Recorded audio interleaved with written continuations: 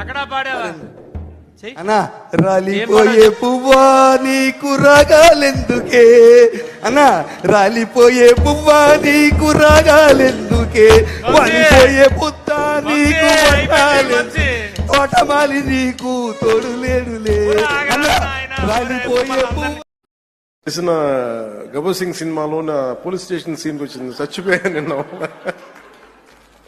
అంటే నేను ఎప్పుడు నా లైఫ్లో ఇన్ని దశాబ్దాలు అంటే కొంచెం మన అసెంబ్లీలో ఇన్ని దశాబ్దాలుగా ముఖ్యమంత్రి గారిని మన నారా చంద్రబాబు నాయుడు గారిని చూస్తున్నప్పుడు ఎప్పుడు ఆయన ముఖం ఇంత నవ్వుగా నేను నా జీవితంలో మన ఎవరూ చూడలేదు.